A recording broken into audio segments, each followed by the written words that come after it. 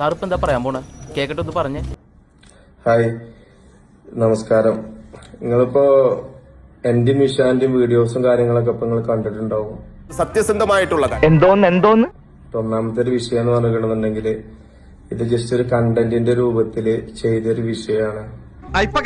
അല്ലെങ്കിൽ പിള്ളേച്ചൻ നുണ പറയുന്നതായിരിക്കും. ഇതിപ്പോ ഈ ഒരു സംഭവം ഇപ്പൊ ഇത്രത്തോളം വിഷയമാവും അല്ലെങ്കിൽ ഇത്രത്തോളം പ്രോബ്ലത്തൊക്കെ പോകുന്ന ഒരിക്കലും നമ്മൾ പ്രതീക്ഷിച്ചിട്ടില്ല. മേലാൽ ഇങ്ങനൊന്നും ചെയ്യില്ല. അഞ്ചാറബദ്ധമൊക്കെ എല്ലാവർക്കും എങ്ങനെ ഫസ്റ്റ് ഓഫ് ഓൾ ഞാൻ എല്ലാവരോടും മാപ്പ് ചോദിക്കുകയാണ്. ലേശം കൂടുതലാണ്, മാപ്പാക്കണം. തൊലിക്ക് നല്ല കട്ടിയാണല്ലേ. വലിയൊരു തെറ്റായി എന്നുള്ളത് എനിക്ക് മനസ്സിലായി. ഞാനിത് ഇത്രത്തോളം ഇതൊരു സംഭവം ആവുന്ന ഒരിക്കലും ഞാൻ മനസ്സുകൊണ്ട് ഞാൻ പ്രതീക്ഷിച്ചിട്ടില്ല. അറിയാത്ത പിള്ളക്ക് ചൊറിയുമ്പോഴേ അറിയൂ. എന്തൊക്കെയാ നീ ഇവിടെ കാണിച്ചത്? നൈസായിട്ടങ്ങ് സ്ലിപ്പ് ആയല്ലേ?